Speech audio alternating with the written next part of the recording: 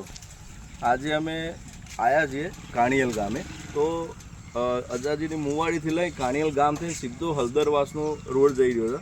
તમે આ રોડની પરિસ્થિતિ જુઓ ને તમને એવું લાગે કે મોટા મોટા ખાડા છે. હજુ તો વરસાદ 1 ઇંચ પડ્યો હશે.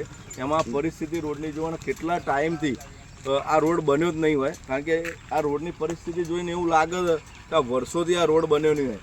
ખાલી ફક્ત ને ફક્ત વિકાસની મોટી વાતો કરવાની હોય, બેનર મારવાના ને રિંગ રોડ ઉપર, તો એમાં આ લોકોનો પહેલો નંબર આવે છે. તો મારા વિડીયોના માધ્યમથી આજે બહુ સ્પષ્ટ કહેવું છે કે જલ્દીમાં જલ્દી વહેલામાં વહેલી તકે આ રોડ બને, જેથી કરીને ગામના ખેડૂતો, ગામના જનતાના જે આગળ હળદરવાસમાં જવાવાળા છે, આ તે આજુબાજુના મુવાડીઓમાં જવાવાળા બધાના જે પ્રોબ્લેમ થઈ રહ્યા છે એમાં જલ્દીમાં જલ્દી નિરાકરણ આવે એવી મારી બહુ સ્પષ્ટ માંગ છે કે જલ્દીમાં જલ્દી વહેલામાં વહેલી તકે આ રોડનું નવીનીકરણ થાય અને જેથી અહીંની જનતાને પડતી તકલીફોમાં રાહત મળે.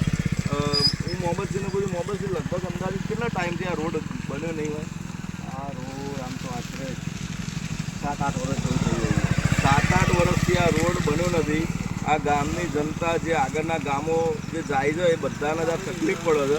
એટલે મારી બહુ સ્પષ્ટ અને બહુ ક્લિયર માંગ છે, વહેલામાં વહેલી તકે લોલીપોપ ના આપશો, અમારે કામ જોઈએ છે. તમે સત્તામાં બેઠા છો, તમે નીચેથી લઈને ઉપર સુધી બહુમતી છે તમારી જોડે, તમારે કોઈને પૂછવાનું નહીં, તો શેના માટે આ જનતા બેઠે? તમે હમણાં જંત્રીના બીજા ત્રીજા પૈસા લેવાના હોય તો તમે ક્યાંય કોઈ બાતછોડ કરતા નહીં, ફટાક દઈને આવી જાઓ છો. તો એ રીતના આ જનતાને પડતી તકલીફોમાં રાહત આપો ને, શેના માટે આ લાલ્યાવાડી ચલાવો છો? જય હિન્દ, જય ભારત, જય માતાજી.